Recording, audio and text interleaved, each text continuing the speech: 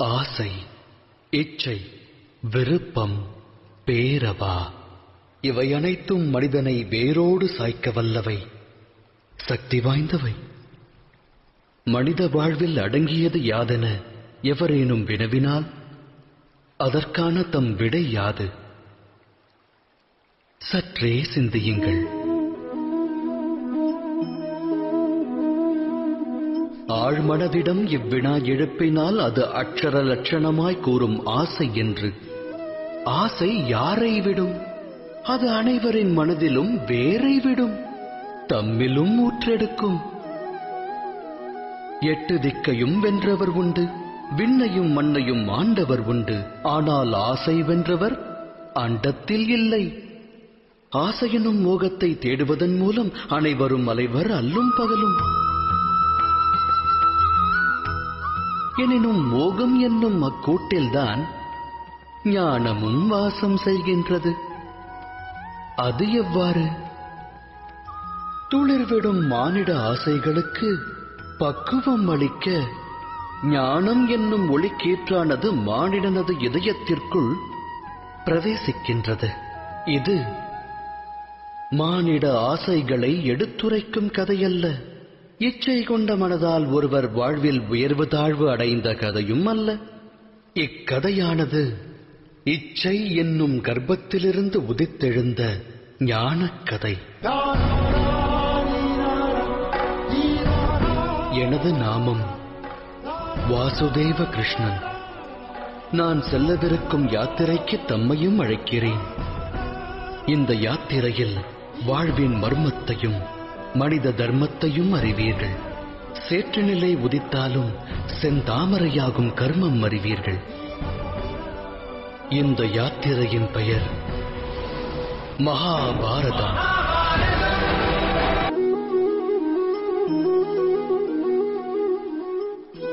சந்ததியினர் சந்தோஷமாய் வாழ வேண்டும் என்பதே அகிலத்து பெற்றோர் அனைவரது அகத்திலும் உள்ள ஆசை. தம்மால் இவ்வுலகில் பிறந்த அவர்கள் அவரவர் கர்ம வினைப்படி எதிர்காலத்தை வரவேற்று எதிர்கொள்கின்றனர். வருங்காலம் நல்முறையில் அமைய வரும் ஒரு காலம் என வேண்டாதாரும் உண்டா? எனினும் சுகம் மற்றும் பாதுகாப்பு இவ்விரண்டும் அகிலத்தாரின் கர்மாவோடு தொடர்புடையதல்லவா?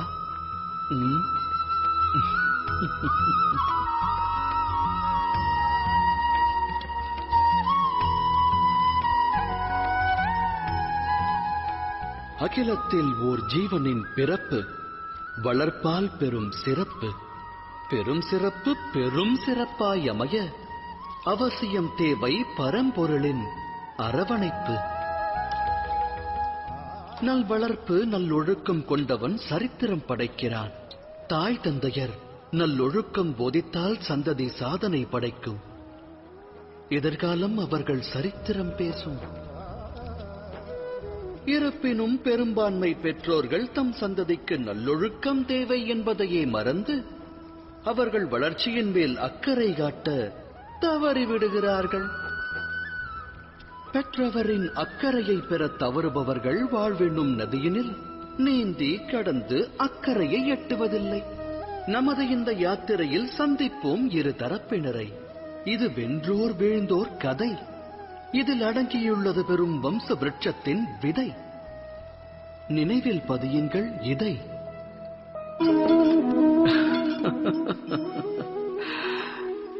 நிகழும் வாழ்வின் நிகழ்வு சிலரின் சிந்தனைகளை இதுபோல் சிதைத்து விடலாம். சிதைந்த சிந்தனை சிலரின் மனதில் வன்மத்தை விதைத்து விடலாம். ஆனால் எதிர்காலம் மனிதனின் சிதைந்த சிந்தனைக்கு வழிவகுக்குமா? நடவாது. ஒருவன் உயர்ந்த ஓர் மலை சிகரத்தின் அடியில் நின்று அதன் உச்சியை அடைய முடியும் என்று நினைப்பதால் மட்டும் அவன் மன எண்ணம் நிறைவேறுமா? இயலாது. முயற்சி வேண்டும். மலையின் சிகரத்தை அடைய முயற்சிக்கையில் தடைகள் உருவாகலாம். உருவாகும் தடைகளை உடைத்தெறிய தன் சக்தியையும் யுக்தியையும் பயன்படுத்தி உச்சியை அடைய வேண்டும். சூழலுக்கேற்ப வாழ பழக வேண்டும். வன்மம் அவன் மனதில் விருட்சமாக எழுந்தால் லட்சியத்தை எட்ட நிச்சயம் முடியாது. இறைவனை மனதில் நிறுத்தி எதையும் தொடங்க வேண்டும். இது அனைவரின் வாழ்விற்குமான அறிவுரை அல்லவா?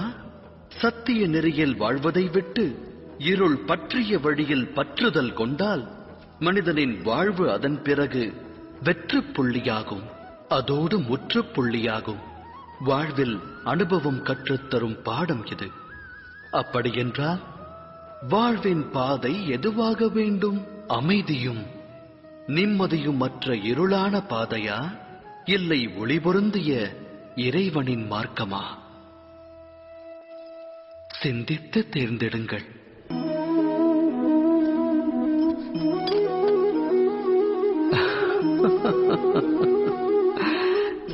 எதிர்காலத்திற்கான மறுபெயரே போராட்டம். இன்று மனதில் தோன்றும் ஆசை நிறைவேறவில்லை என்றால் இதயம் அது எப்போது கிடைக்கும் என்று போராடும். கனவு என்று நனவாகும் என்று மனம் சதுராடத் துவங்கும். எனினும் வாழ்வானது எதிர்காலத்திற்கும் உரியதல்ல, இறந்த காலத்திற்கும் சொந்தமல்ல. வாழ்வென்பது வாழும் நேரத்திற்கே சொந்தம். அதாவது நிகழ்காலத்தின் அனுபவம்தான் வாழ்வின் அனுபவம். மனித இனம் இதை அறிந்திருந்தும் சத்தியத்தை ஏற்க மனம் மறுக்கிறது. ஒன்று முடிந்தவை பற்றி எண்ணி மனிதன் மனம் நோகிறான், இல்லை இனி நடக்கவிருக்கும் எதிர்காலம் குறித்தெண்ணி மனம் வேகிறான். இறுதியில் வாழ்வை தொலைக்கிறான். ஒன்றை உணர்ந்தால் நன்மை விளையும். நடக்கவிருப்பதை கணிக்க இயலாது, நடக்கப் போவதை உருவாக்கவும் முடியாது. நடப்பதனைத்தும் இனிமையானதென்று மகிழ்ச்சி கொண்ட மனதோடு வாழ்ந்து வருங்காலத்தை எதிர்கொள்ளலாம். நிகழ்வது முன்னரே நமக்கு தெரிந்தால் பின் வாழ்வில் சுவாரஸ்யம் ஏது? சிந்தித்து செயலாற்றுங்கள். பழிவாங்கும் உணர்வு இவை விளையும் இன்னல்களுக்கு அஸ்திவாரமாகும். தாய் தந்தையர் சந்ததியர் வாழ்வில் சந்தோஷம் சங்கமிக்க எண்ணுவர். ஆனால் சந்ததியர் வாழ்வு ஈன்றோர் கர்மத்தை அடிப்படையாக கொண்டது. அமிர்தத்தை வழங்க எண்ணலாம். அடிப்படை விதி தவறினால் அது ஆலகால விஷமாகும். தம் சந்ததியர் வாழ்வை தாம் எவ்வாறு உருவாக்கப் போகின்றீர்கள்? சந்ததியருக்கு ஆஸ்தியையும் அந்தஸ்தையும் ஞானத்தையும் வழங்கியிருப்பீர்கள்.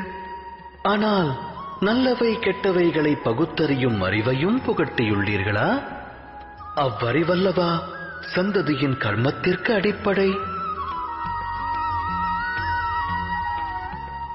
மானிடர் மானிடரோடும், சமுதாயம் சமுதாயத்தோடும், ராஜ்யம் ராஜ்யத்தோடும் போரிடுகிறது.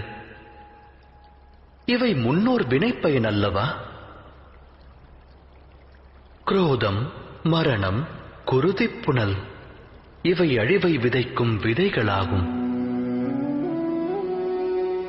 அதை விதைத்தால் தாய் தந்தையர் சந்ததியருக்கு ஜனனத்தோடு மரணத்தையும் பரிசளிப்பதாகிவிடும். அன்பெனும் பிரகாசத்தோடு அழிவெனும் கார் இருளையும் வழங்குபவராவீர்கள்.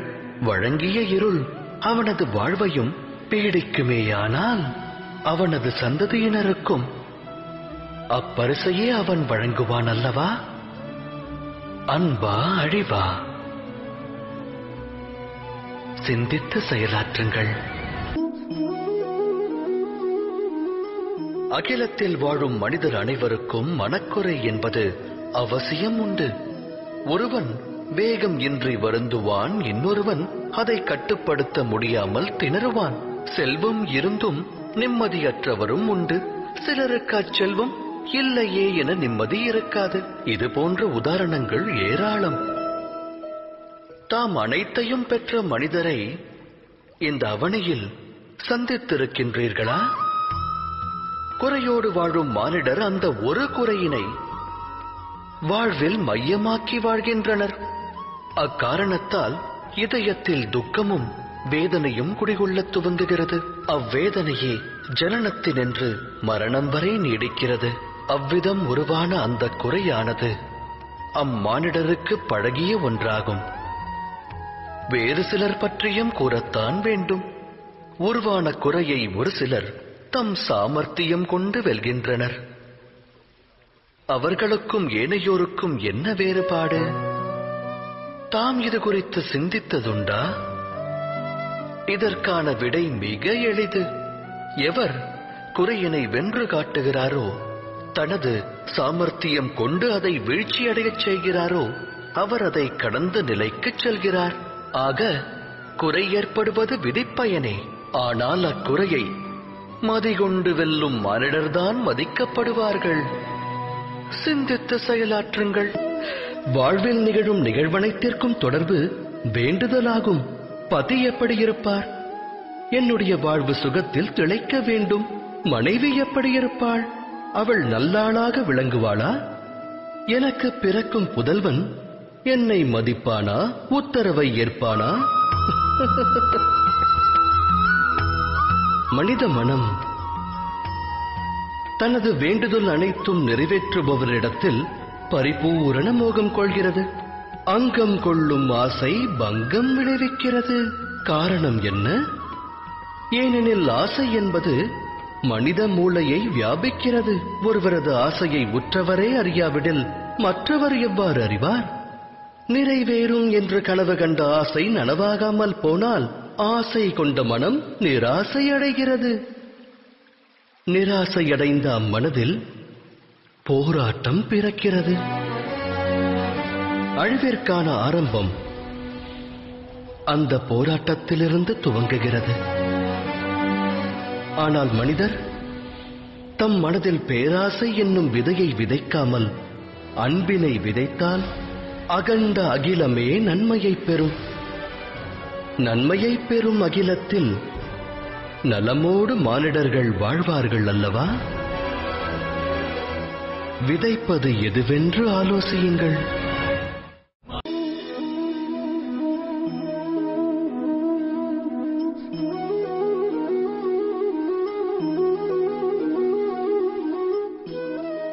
வாழ்வின் ஒவ்வொரு கட்டத்திலும் முடிவெடுக்கும் தருணம் உருவாகிறது. நடக்க வேண்டிய நிகழ்வுகளுக்காக முடிவெடுக்க வேண்டியது அவசியமாகிறது. அந்த முடிவும் தன்னுடைய தன்மையை வெளிப்படுத்துகிறது.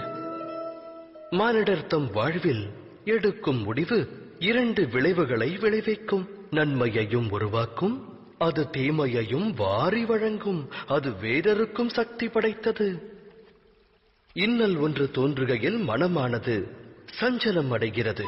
வேதனை மனதை வியாபிக்கிறது. முடிவெடுக்க வேண்டிய தருணம் யுத்தமாகிறது. மனித மனமானது யுத்த பூமியாய் மாறுகிறது. இக்கட்டான சூழலை போக்கும் உபாயத்தை மானிடர் தேடுவதில்லை. மனதினை சாந்தப்படுத்துவதற்கே அவர்கள் முயல்கின்றனர். ஆனால் ஓடிக்கொண்டே உணவருந்த இயலுமா என்ன? இயலாது. யுத்த களமாய் மாறிய மனிதனின் மனதால் சுத்த முடிவை எடுக்க இயலுமா? ஒருவன் தன்னுடைய வருங்கால முடிவை அமைதியான மனதோடு எடுத்தால் வரும் காலம் சிறப்பாகிறது.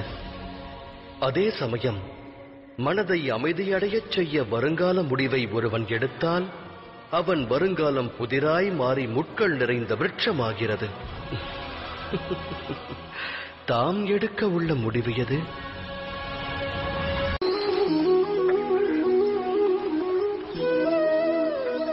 ஒரு முக்கிய கூற்று மனிதனுக்கு எக்காலத்திலும் புதிராகவே விளங்குகிறது. தன்னுடைய உறவுகளைக் கொண்டு அளவற்ற சுகத்தையும் துக்கமற்ற நிலையையும் எவ்வாறு அடைவது எனும் கேள்வி. தமது சுற்றமும் சூழலும் தமக்கு என்றும் உற்ற ஆனந்தத்தை தந்துள்ளதா? சிந்தியுங்கள். மனித வாழ்வானது உறவுகளோடு பின்னிப் பிணைந்தது. உற்றார் உறவினரோடு அது பெரும் தொடர்பு கொண்டுள்ளது. ஆகையால் சுகமும் மனித உறவுகளோடு தொடர்புடையதென்பது உண்மையே. அவ்வாறு இருந்தும் ஏன் சுகத்திற்கு பதிலாக துக்கத்தை மானிடன் பெறுகிறான்? எதற்காக குழப்பமும் போராட்டமும் உறவுகளிடமிருந்து துவங்குகிறது? அதை சிந்தித்ததுண்டா? ஒருவரின் மேலான எண்ணங்களை உறவினரான இன்னொருவர் புரிந்து கொள்ளாத நிலை வரும்போது, முழு மனதோடு அதை ஏற்காத போது போராட்டம் துவங்குகிறது. அந்நிலை அதிகரிக்க அதிகரிக்க போராட்டமும் வலுக்கிறது. அடுத்தவர் எண்ணங்களை ஏற்றால் சுகம் அங்கு பொங்கும். இது சத்திய வார்த்தைகள்.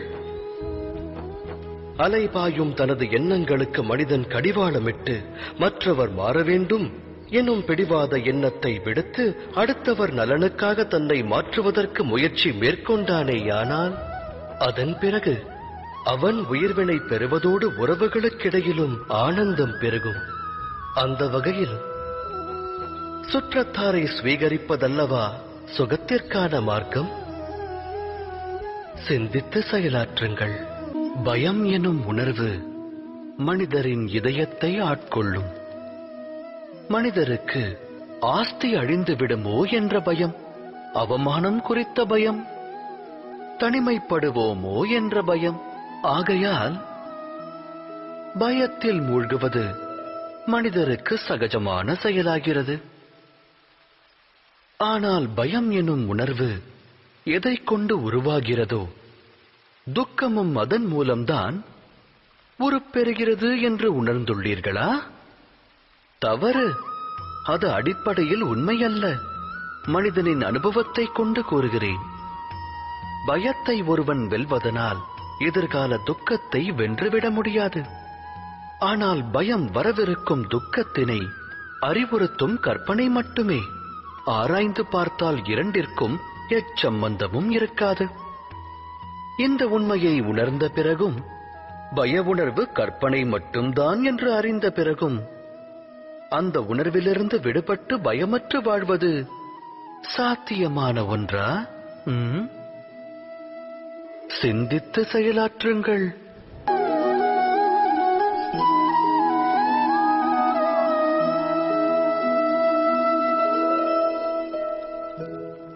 நிகழும் நிகழ்வானது ஒருவருக்கு அநியாயமாக தோன்றினால் அது அம்மனிதரின் மனதை பெருமளவு பாதிக்கும். அகிலமே அம்மனிதருக்கு ஜென்ம விரோதியாக தோன்றும். அநியாயத்தின் பாதிப்பு எந்த அளவு பெருகுகிறதோ, ஒரு மனிதருடைய மனமும் அதே அளவு விரோதம் கொள்கிறது. நடந்த கொடும் நிகழ்விற்கு மனமானது நியாயம் வேண்டும். அவ்வேண்டுதல் தவறில்லை. அகிலத்தில் நிகழும் அநியாயங்கள் அனைத்திற்கும் பலனானது கிடைக்க வேண்டும், நியாயமானது பிறக்க வேண்டும். ஆனால் நியாயம் என்பதன் பொருள் என்ன? நியாயத்தின் அர்த்தம் என்ன? அநியாயம் செய்பவன் மனதில் இரக்கம் பிறக்க வேண்டும். அதை அனுபவிப்பவன் நடவடிக்கை அநியாயத்தின் பிரதிபலிப்பாய் மாறாதிருக்க வேண்டும். இதனால் நியாயம் விளையுமா? இரக்கத்தை இதயத்தில் இருத்தாதவன் நியாயத்தை விடுத்து பழிவாங்கும் உணர்விற்கு தலை வணங்குகிறான். வினையை கொண்டு வினையை விதைத்து வினையை அறுக்க முனைகிறான். அநீதி என்னும் மார்க்கத்தில் சென்று அநீதி கொண்டே நீதி வழங்கத் துடிக்கிறான். நியாயம் வழங்க புறப்படுபவன் விதிப்பயனால் அநியாயம் இழைக்கத் துவங்குகிறான். அநியாய கடலில் மூழ்குகிறான். நியாயம் பழிவாங்கும் உணர்விற்கிடையே சிறு வித்தியாசமே உள்ளது. அந்த வித்தியாசத்தின் பெயரே தர்மம். உண்மைதானே? சிந்தித்து செயலாற்றுங்கள். மனமொத்து வாழ முயற்சி மேற்கொள்ளும் அக்கணம் அம்மனங்களுக்கிடையில் ஏற்படும் பரஸ்பரம். அப்பரஸ்பரம் பற்றி நாம் ஆராய்ந்தோமேயானால் அதன் அடிப்படை தத்துவம் விளங்கும். மனமானது மற்றோருக்கு வகுத்திருக்கும் ஒரு எல்லையை, விதித்த எல்லையை ஒருவேளை மற்றோர் கடக்க முற்பட்டால் அக்கணமே அவ்விடம் குரோதமானது உருவாகிவிடும். அந்த எல்லையின் பொருள் என்னவென்று தாம் சிந்தித்திருக்கிறீர்களா? ஒரு எல்லையை வகுத்து மற்றோரை நாம் முடிவெடுக்க அனுமதிப்பதில்லை. நம் முடிவை அவர்கள் ஏற்க வேண்டும் என்கிறோம். அதன் அர்த்தம் ஜகத்தில் அடுத்தவருக்கு எவரும் சுதந்திரம் தருவதில்லை. ஒரு மனதின் சுதந்திரத்தை பறித்தால் அவ்விடம் விளைவது என்ன? குரோதம் வேதனை அல்லவா? வகுக்கப்பட்ட எல்லை உடைக்கப்படும் போது வகுத்தவரின் மனமும் குரோதம் கொள்கிறது. நான் கூறுவது உண்மைதானே? ஒருவேளை மற்றொரு சுதந்திரத்திற்கு மரியாதை அளிக்கப்பட்டால் அதன் பிறகு எல்லை என்ற ஒன்றை வகுக்க வேண்டும் என்ற நிலை வராது. அவ்வாறு ஒரு நிலை உருவாக வேண்டுமெனில் மற்றொரு துன்பத்தை அனைவரும் உற்றார் துன்பமாக எண்ண வேண்டும். உதவி செய்யும் பாங்கை கொள்ள வேண்டும். சிந்தித்து செயலாற்றுங்கள்.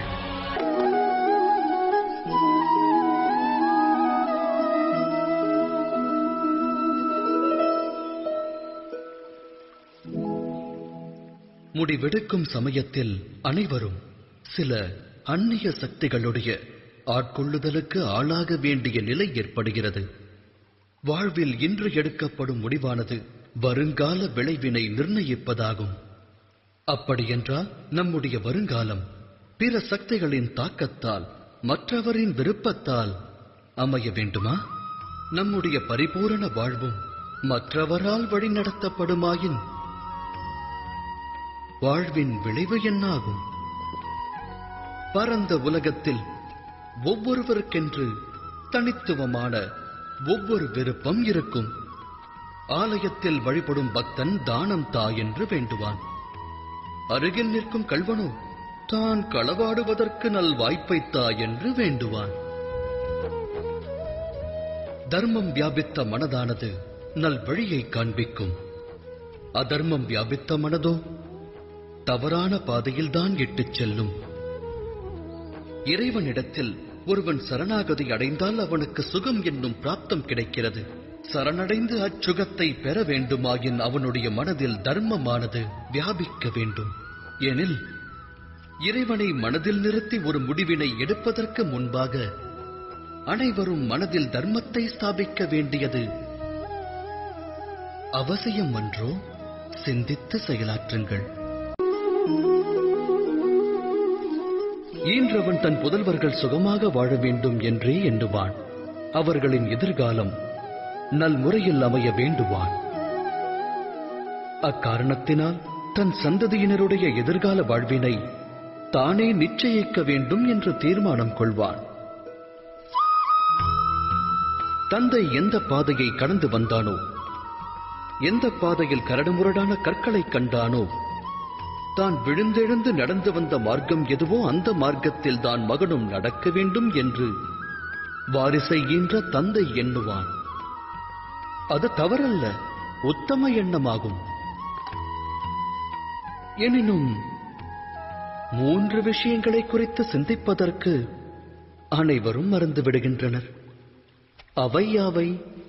முதலாவது, மார்க்கம் என்பது காலத்திற்கேற்ப மாறாதா? அந்த மாற்றத்தினால் மார்க்கத்தில் புது விளைவுகள் ஏற்படாதா? அவ்வாறு இருக்க கடந்து வந்த மார்க்கமானது நிகழ்காலத்திற்கு ஏற்றதாகுமா?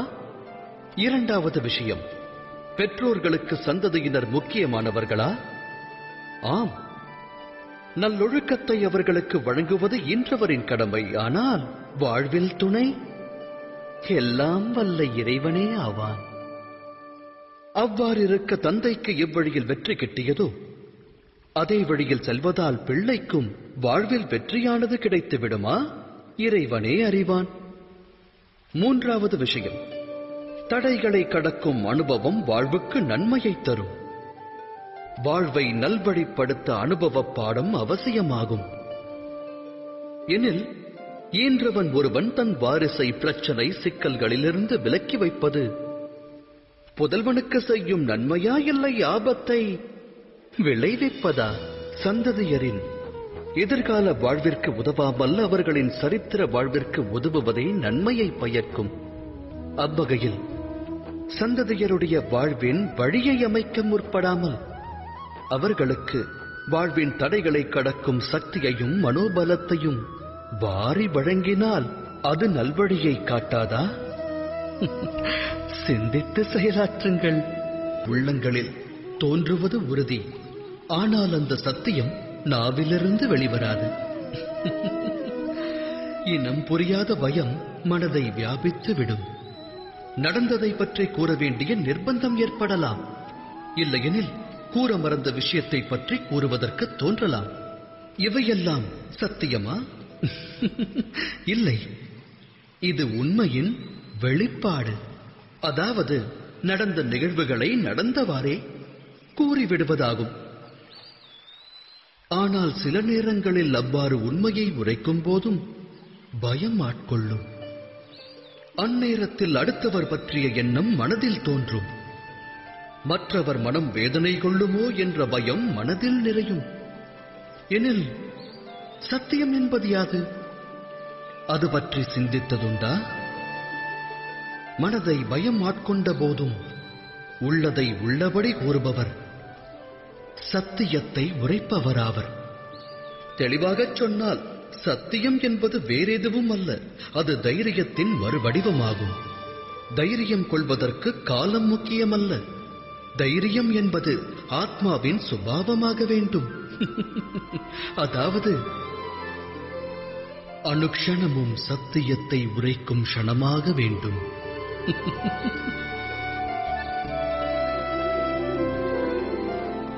சிந்தித்து செயலாற்றுங்கள். சுபத்திரை, மனிதர்கள் எப்போதும் தம்முடைய புத்தி மற்றும் சூழ்நிலையைக் கொண்டே அர்த்தத்தை உணர்கிறார்கள். மழை பொழிவை கண்டு மயில் நடனமாடும் சாதக பட்சிகளோ வேதனை கொள்ளும். கூறும் வார்த்தையின் உண்மையான அர்த்தத்தை புத்திமான் ஒருவனே சரியாக புரிந்து கொள்கிறார். தவறாக அர்த்தம் கொள்பவரால் அனர்த்தம் விளைகிறது. எனினும் சுபத்திரை, தர்மத்தின் அஸ்திவாரத்தை அறிய வேண்டும். தர்மம் 5 அஸ்திவாரங்கள் உடையது. ஞானம், அன்பு, நியாயம், சமர்ப்பணம் மற்றும் துணிவு. நீ ஜன்மித்ததன் காரணம் யாதென சற்று முன்னர் நீ வினவினாய். கேளுங்கள் யக்ஷராஜனே. வாழ்வென்பது யாதென்று கூறு, அதோடு மரணத்தின் அர்த்தம் என்ன?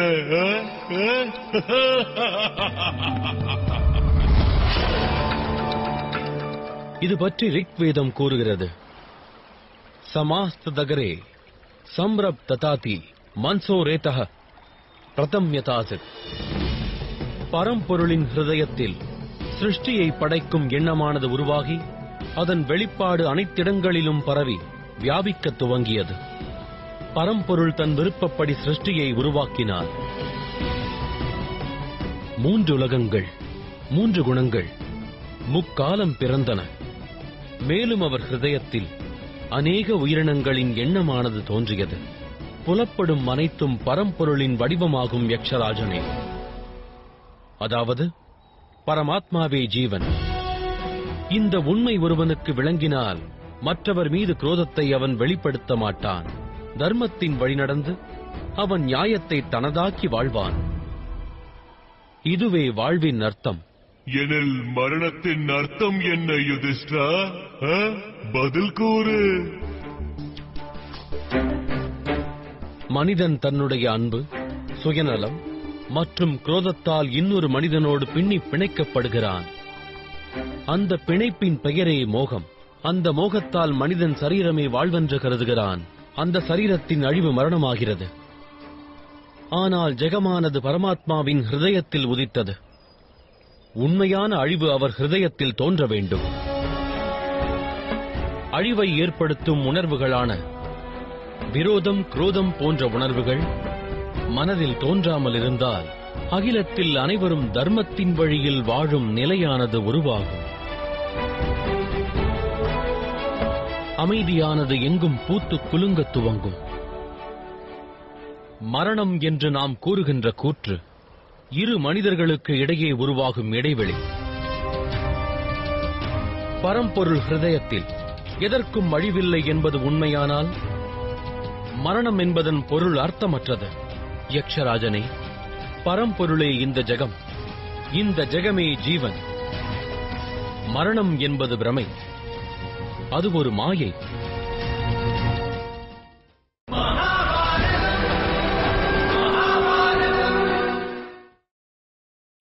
நீங்கள் பார்த்துக் கொண்டிருப்பது உங்கள் விஜய்.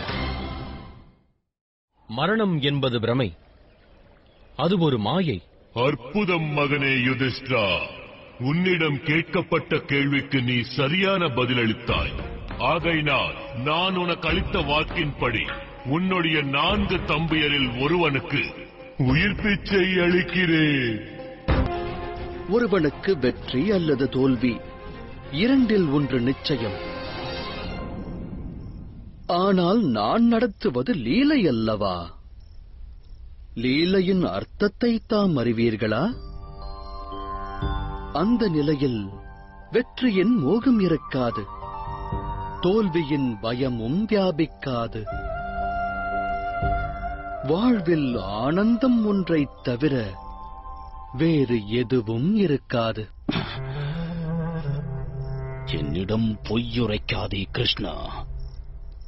நீ இதுவரை பாண்டவர் வெற்றி பெற வேண்டும் என்று மோகம் கொண்டதில்லை. இல்லை, எள்ளளவும் இல்லை.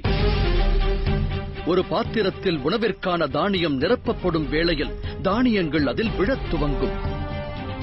ஒவ்வொரு தானியமும் அதற்கான ஸ்தானத்தில் நிலைக்கும். அந்த பாத்திரத்தில் எந்த தானியமானது மேல் உள்ளது, எது கீழ் உள்ளது என்ற பேதமானது தானியத்தில் இருக்காது. ஏனெனில் பாத்திரத்தில் உள்ள தானியம் அனைத்தும் இறுதியில் உணவாக வேண்டியதே.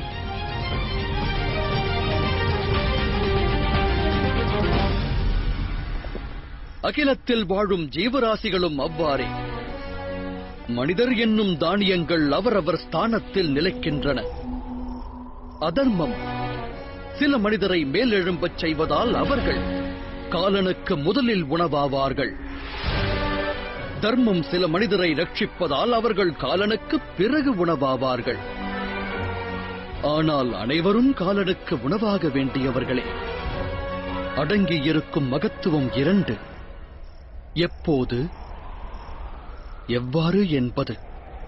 தாம் தமது அற்புத லீலைகளைக் கொண்டு மனிதரில் மாற்றங்களை ஏற்படுத்தி இருக்கலாம், தர்ம மார்க்கத்தை புலப்படுத்தி இருக்கலாம். என்னுடைய லீலை கொண்டு மனிதரின் ஆத்மாவில் மாற்றத்தை ஏற்படுத்த இயலாது.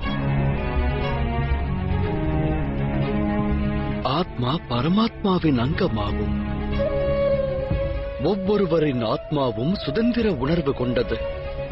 தேர்ந்தெடுப்பது தர்மத்தின் வழியையா அதர்மத்தின் வழியையா என்பதை அந்த ஆத்மாவை தீர்மானிக்க வேண்டும்.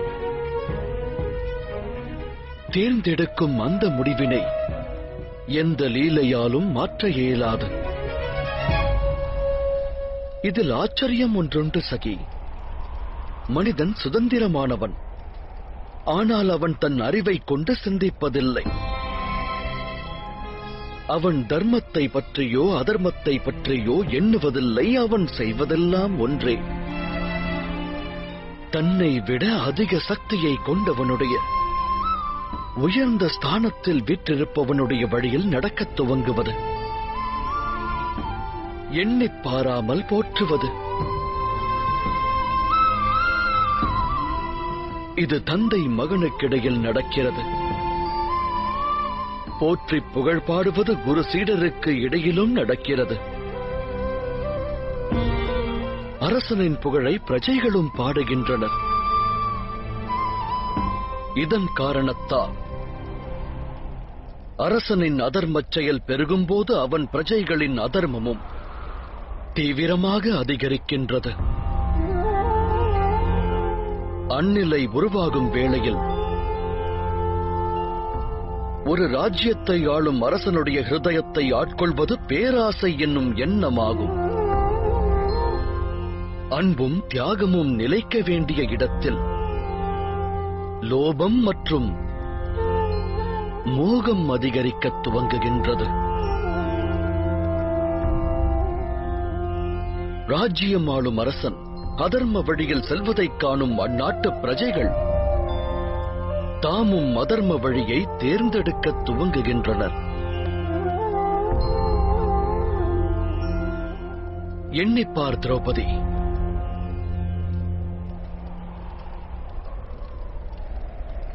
மகதம், சேத், தாருஷ், குரு, காந்தாரம், பாஞ்சாலம், திரிகர்த்தம், சேதி, ஷெவி, விதர்ப்பம் போன்ற பெரும் ராஜ்யங்களில் எந்த ஒரு அரசனாவது இன்று தர்ம வழிதனில் நடக்கின்றானா?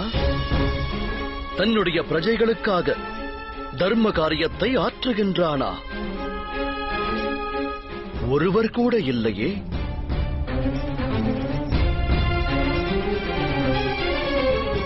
இந்த நாசம் தேவைதானா கோவிந்தரே? வேறு வழி ஒன்றும் இல்லையா?